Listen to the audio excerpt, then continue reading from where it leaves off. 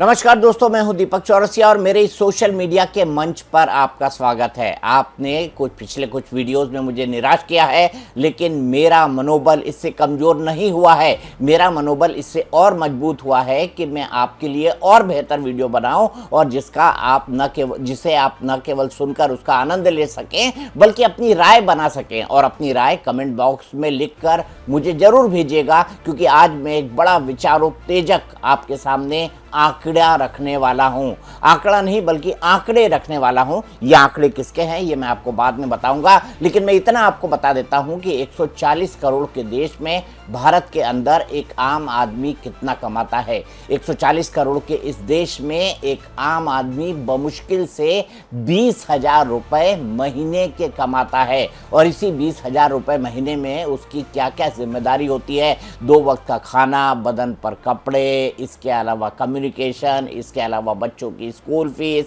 इसके अलावा अगर कुछ ने कुछ सामान खरीद रखा है तो उसकी EMI। और हकीकत ये है कि हमारे देश में एक तरफ लोग लगातार अमीर होते जा रहे हैं तो गरीब गरीब होते जा रहे हैं।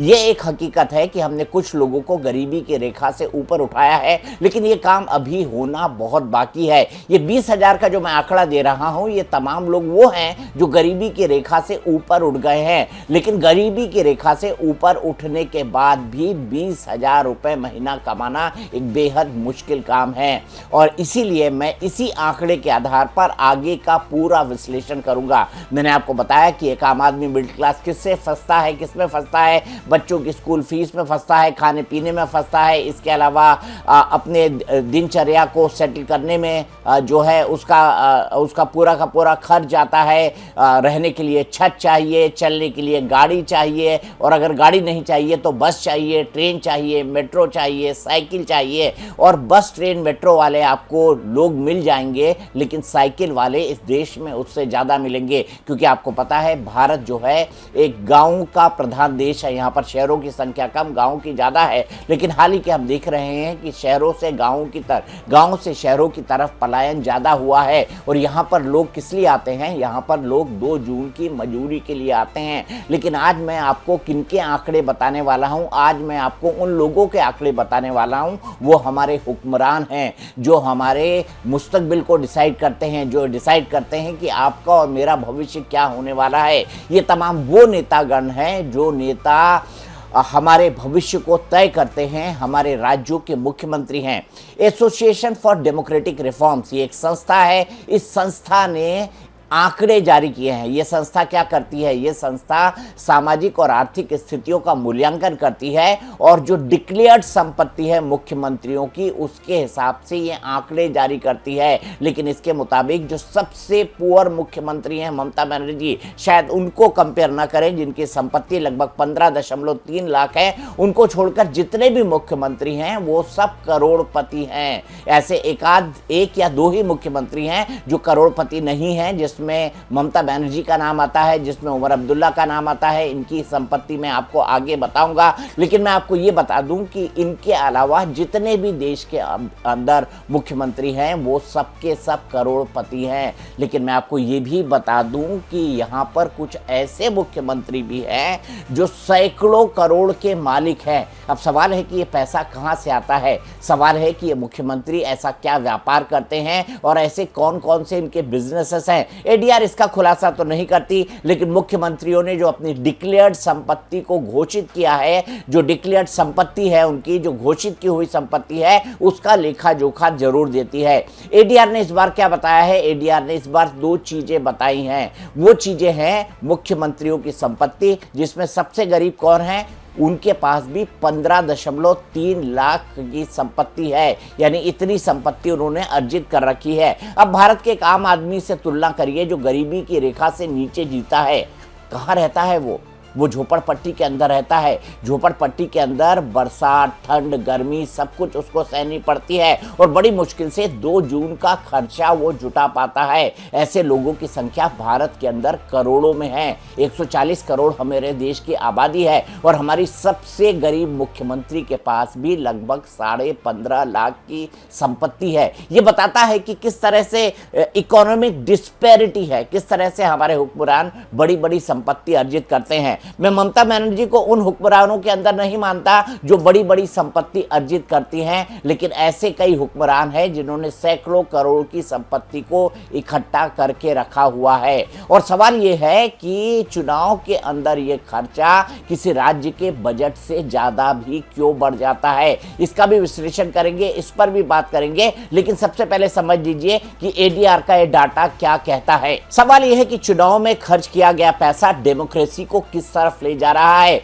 क्या एक स्वस्थ प्रजातंत्र में होना चाहिए, या चुनाव में होने वाले खर्चे का जो राजनीतिक पार्टी करती है हिसाब तो रखा जाता है, इनकम टैक्स को उसको फाइल भी करना पड़ता है, लेकिन इस हिसाब के अंदर भी उसी तरह की लिमिट लगाई जानी चाहिए जिस तरह की एक जो सांसद के, विधायक के या पार्षद के चुनाव में इलेक्शन कमीशन लगाता है। क्योंकि अभी तक चुनावी पार्टियों के खर्चे में इस तरह की कोई लिमिट नहीं है। आज मैं जो आंकड़े बता रहा हूं वो भारतीय राजनीति का आईना है, तो आप इसको समझकर यह समझने की कोशिश करना कि आपके जो फेवरेट मुख्यमंत्री हैं या जो आपके फेवरेट राजनेता हैं वो कभी कभी अपनी बेहद सादगी का परिचय देते हैं। अब सादगी के परिचय की बात करूं तो उनमें एक ममता बनर्जी है जो बेहद सादगी का परिचय देती है, सूती साड़ी पहनती है, हवाई चप्पल में घूमती है, उन्होंने किसी तरह की कोई संपत्ति नहीं अर्जित की। मैंने कहा कि शायद 15.5 लाख एक आम आदमी जो झोपड़पट्टी में रहता है वो जिंदगी भर इकट्ठा ना कर पाए, लेकिन फिर भी हमको ममता बनर्जी को इस राजनीतिक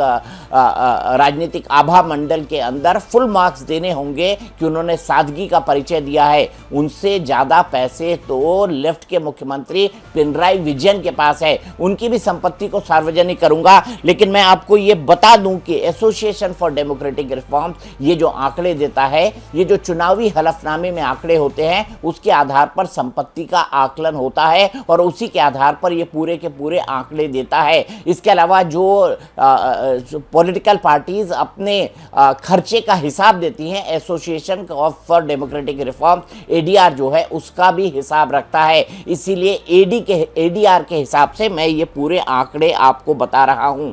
अब ये आंकड़े सुनिए, ये मैं आपके सामने पढ़ रहा हूं, इसका ग्राफिक्स भी आपको देखने को मिलेगा। आप सोचिए, भारतीय जनता पार्टी ने इन चुनाव के अंदर 2024 का जो लोकसभा चुनाव हुआ, अब मैं विधानसभा चुनाव गिन ही नहीं रहा हूं, मैं सिर्फ लोकसभा के 2024 के चुनाव गिन रहा हूं। इसमें भारतीय जनता पार्टी ने 1494 करोड़ रुपए खर्च किए हैं। कितने? 1494 करोड़।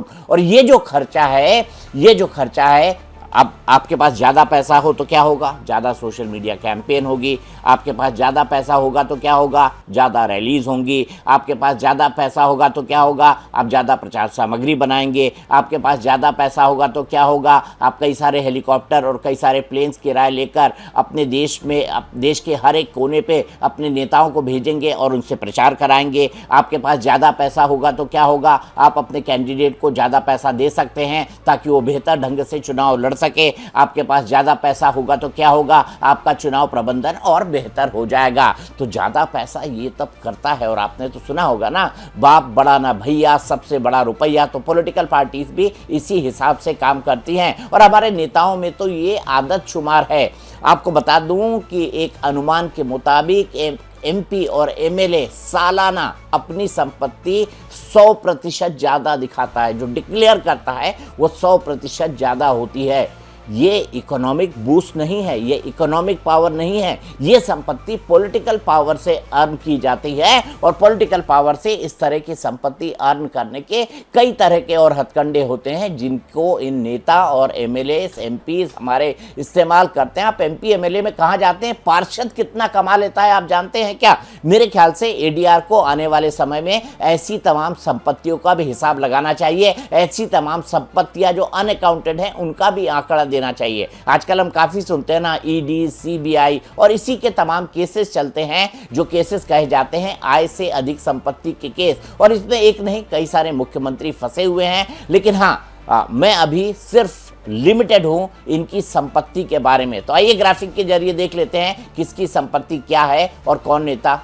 कितना अमीर है। तो हमारे कहते हैं ना, लखपति है, करोड़पति है, अरबपति है। तो होता यह है कि दरअसल जब मुख्यमंत्रियों की संपत्ति अरबों में होगी तो जो लोग करोड़पति हैं और जो लोग लखपति हैं वो भी गरीब कहलाएंगे। लेकिन सवाल यहाँ पर यह खड़ा होता है कि लखपति मुख्यमंत्री कितने हैं? उनको उंगलियों पे गुना जा सकता है, बाकी सब करोड़पति हैं और कई सारे ज़्यादातर इसमें से ऐसे हैं जो अरबपति हैं। तो आइए सबसे पहले देख लेते हैं कि कौन ऐसे टॉप 5 मुख्यमंत्री हैं जिनकी अरबों के अंदर दौलत है। तो दोस्तों आइए एडीआर की लिस्ट के हिसाब से इस पूरी रिपोर्ट का खुलासा करते हैं। एडीआर ने किस मुख्यमंत्री को सबसे ज्यादा संपत्ति रखने वाला मुख्यमंत्री बताया है। तो इसमें नंबर 1 पर आते हैं आंध्र प्रदेश के चंद्रबाबू नायडू। चंद्रबाबू नायडू एक राजनीतिक परिवार से आते हैं, राजनीति उन्हें विरासत के अंदर मिली थी, ये कहा जाए तो गलत नहीं होगा। एनटीआर के परिवार से वो जुड़े रहे हैं और चंद्रबाबू नायडू और उनके परिवार के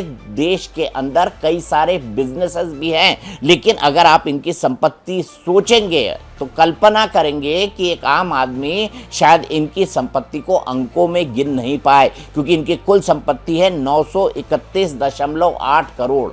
931.8 करोड़ ये इनकी संपत्ति है जो डिक्लेयर्ड है। उनके परिवार के पास कितनी होगी, उनके बेटे के पास कितनी होगी, उनकी पत्नी के पास कितनी होगी, उनकी बेटी के पास कितनी होगी, अगर इस ढंग से इसको कैलकुलेट किया जाए ना तो ये संपत्ति बहुत बड़ी हो जाएगी, बहुत बढ़ जाएगी। लेकिन इनकी डिक्लेयर्ड संपत्ति है जो वो है 931 करोड़। दूसरे नंबर पर आते हैं अरुणाचल के मुख्यमंत्री पेमा खांडू। पेमा खांडू की संपत्ति 332.5 करोड़ रुपए है। 332.5 करोड़। ये दो हैं जो टॉप पर हैं, जो अरबपति खरबपति जिस ब्रैकेट में आप ले लें उस ब्रैकेट में है। और तीसरे नंबर पर आते हैं सिद्धरमैया, जो कि कर्नाटका के मुख्यमंत्री हैं। उनकी कुल संपत्ति जो उन्होंने अर्जित करके रखी हुई है वो 51.93 करोड़ है। इसके अलावा नागालैंड के मुख्यमंत्री नेफ्यू रियो, इनकी कुल संपत्ति 46.95 करोड़ है। इसके बाद आते हैं मोहन यादव जो कि मध्य प्रदेश के मुख्यमंत्री हैं। इनकी कुल संपत्ति 42.04 करोड़ रुपए है। एन रंगास्वामी जो कि पुडुचेरी के मुख्यमंत्री हैं, इनकी संपत्ति 38.39 करोड़ है। अब देखिए इतने बड़े बड़े करोड़पति अगर मुख्यमंत्रियों के समूह के अंदर होंगे ना तो आपको भी लगेगा कि जो आदमी लाखों रुपए की संपत्ति अर्जित करके रखा हुआ है वो कितना गरीब है। इसीलिए गरीबों की लिस्ट में अगर देखा जाए तो सबसे ऊपर नाम आता है मुख्यमंत्रियों में गरीब। हालांकि मैंने आपको ये कहा कि 15 लाख रुपए कोई झोपड़पट्टी वाला इकट्ठा कर ले शायद वो इसके बारे में कभी सोच भी नहीं सकेगा। अब कम संपत्ति वाले मुख्यमंत्री कौन है? ममता बनर्जी है पश्चिम बंगाल की, जिनकी कुल संपत्ति 15.3 लाख है। उमर अब्दुल्ला है जम्मू कश्मीर के, जिनकी कुल संपत्ति 52.2 लाख है। और पिनराई विजयन है। लेकिन यहाँ से करोड़पति होना शुरू हो जाते हैं, क्योंकि पिनराई विजयन की संपत्ति 1 करोड़ से ऊपर है, 1.18 करोड़ है। भजन लाल शर्मा जो कि राजस्थान के मुख्यमंत्री हैं, इनकी कुल संपत्ति 1.46 करोड़ है। इसके अलावा योगी आदित्यनाथ उत्तर प्रदेश के मुख्यमंत्री हैं, इनकी संपत्ति 1.54 करोड़ है। अब ये जो नीचे के बॉटम 5 की अगर हम बात करें तो योगी आदित्यनाथ तो संत है, वो महंत है, गोरक्षनाथ पीठ के वो महंत हैं। और वैसे भी कहा जाता है कि साधु सन्यासी संपत्ति नहीं रखता है। वैसे ही जीविका का जो भरण पोषण है वो मुख्यमंत्री योगी आदित्यनाथ करते हैं। और मुख्यमंत्री योगी आदित्यनाथ सिर्फ वही पैसा लेते हैं जो उनके बैंक अकाउंट में सैलरी के तौर पर आता है। ना तो कोई बिजनेस करते हैं, ना कोई उनकी एक्स्ट्रा कैरिकुलर एक्टिविटीज है। लेकिन मैं ये मानता हूं कि उनके ट्रस्ट के पास करोड़ों रुपए की संपत्ति होगी, लेकिन व्यक्तिगत तौर पर क्या योगी आदित्यनाथ की उस तरह की संपत्ति है? बिल्कुल नहीं है। भजन लाल शर्मा की अगर बात की जाए तो भजन लाल शर्मा भी एक बहुत लो प्रोफाइल मुख्यमंत्रियों के अंदर गिने जाते हैं। और राजस्थान जो बहुत ज़्यादा धनी लोगों का प्रदेश माना जाता है, बड़े बड़े अरबपति राजस्थान से आते हैं। लेकिन भजन लाल शर्मा की ये जो इनकम है ये दिखाता है कि वाकई जो है भजन लाल शर्मा एक मॉडेस्ट बैकग्राउंड से आते हैं। लेकिन फिर मैं अगर बात करूं कि यहाँ पर ये कंपैरिजन अगर करोड़पति मुख्यमंत्रियों का किया जाए एक आम आदमी के साथ तो उनकी तुलना में ये भी अमीर दिखाई देते हैं। अब नाम आ जाता है पिनराई विजयन का। पिनराई विजयन वो जो लेफ्ट के नेता हैं, और पिनराई विजयन के बारे में मैं ये बात कह सकता हूँ कि लेफ्ट के नेता संपत्ति अर्जित करने पर भरोसा नहीं रखते। वो सिर्फ किस बात पर भरोसा रखते हैं? अपनी आइडियोलॉजी को आगे बढ़ाना, अपनी आइडियोलॉजिकल प्रिंसिपल के हिसाब से काम करना, तो मुझे 1.18 करोड़ की जो लेफ्ट के नेता हैं उनकी संपत्ति भी बड़ी लगती है। उमर अब्दुल्ला, जिन्होंने सिर्फ कुछ टाइम के लिए ओबेरॉय होटल के अंदर काम किया था, उसके बाद वो एक करियर पॉलिटिशियन रहे हैं। पहले सांसद बने, अटल बिहारी वाजपेयी सरकार के अंदर मंत्री बने, उसके बाद वो सीधे जम्मू कश्मीर के मुख्यमंत्री बने। लिहाजा उनकी संपत्ति भी कम बताई जा रही है, 55.2 लाख। और उनके पिता की कितनी संपत्ति ये मुझे नहीं मालूम। उनके पिता शायद उमर अब्दुल्ला से बहुत ज़्यादा अमीर है। और ममता बनर्जी, जिनके बारे में मैंने आपको कहा कि वो एक सादगी की मिसाल लगती हैं, उन्होंने अपने लिए कभी कोई संपत्ति अर्जित नहीं की, उनका अपना कोई परिवार नहीं है, यानी ना तो उन्होंने शादी की। हाँ, उनके भतीजे अभिषेक बनर्जी जरूर हैं जो उनके एक्सटेंडेड फैमिली से आते हैं, लेकिन अभिषेक बनर्जी के ऊपर भी भ्रष्टाचार के कई आरोप लगे हैं। CBI और ED उनसे भी लगातार पूछताछ कर रही है, लेकिन ममता बनर्जी उन गिनी चुने मुख्यमंत्रियों में से हैं जिनके ऊपर आज तक किसी भी तरह का भ्रष्टाचार का कोई आरोप नहीं लगा। तो ये भी अपने आप में एक बड़ी बात है। अब सबसे बड़ी सवाल क्या है? सबसे बड़ा सवाल ये है कि जब आप चुनाव के अंदर एक राज्य से ज्यादा खर्चा करें, 1494 करोड़ रुपए बीजेपी खर्च करती है, 620 करोड़ रुपए जो है वो कांग्रेस पार्टी खर्च करती है, ऐसे में ये देखना महत्वपूर्ण हो जाता है कि क्या चुनाव सिर्फ धनतंत्र से ही चलाया जा सकता है। और मेरा ये बहुत मजबूती के साथ मानना है कि चुनाव में धनबल का उपयोग, बाहुबल का उपयोग ये बड़ी संख्या में होता है। और जब तक भारत के चुनाव को धनबल और बाहुबल से और तिकड़म से मुक्त नहीं किया जाएगा, इस तरह की दिक्कतें भारत के प्रजातंत्र में होती रहेंगी। तो भारत के प्रजातंत्र को और मजबूत बनाने के लिए हमें क्या क्या करना चाहिए? भारत के प्रजातंत्र को और मजबूत बनाने के लिए जितना हो सके हमें धनबल और बाहुबल इसका उपयोग जो है चुनाव के अंदर कम से कम करना होगा। अब चलते चलते मैं आपसे क्या कहना चाहूँगा, तो आप क्या सोचते हैं? पैसे, धनबल और बाहुबल से क्या चुनाव जीते जाते हैं और क्या चुनाव जीते जाने चाहिए? इस पर आपकी क्या राय है? कमेंट बॉक्स में लिखें, क्योंकि आजकल कहा जाता है कि एक पार्षद का चुनाव भी करोड़ों रुपए का होता है। तो आज आखिरकार चुनाव में इतना करोड़ों का खर्चा क्यों होने लगा है? क्या चुनाव लड़ना, चुनाव जीतना और उसके बाद इलीगल पैसा कमाना, ये भी क्या आज की पॉलिटिक्स का एक धर्म और धंधा बन गया है? इस पर अपनी राय जरूर दीजिए, कमेंट बॉक्स में लिखिए, मुझे बताइए, ताकि इस बहस को, इस डिस्कशन को और आगे बढ़ाया जा सके। मेरा ये वीडियो कैसा लगा प्लीज़ मुझे ज़रूर बताइएगा। और इस वीडियो में फ़िलहाल के लिए इतना ही, लेकिन अधिक से अधिक संख्या में मुझे लाइक करें, शेयर करें, सब्सक्राइब करें और कमेंट ज़रूर करें।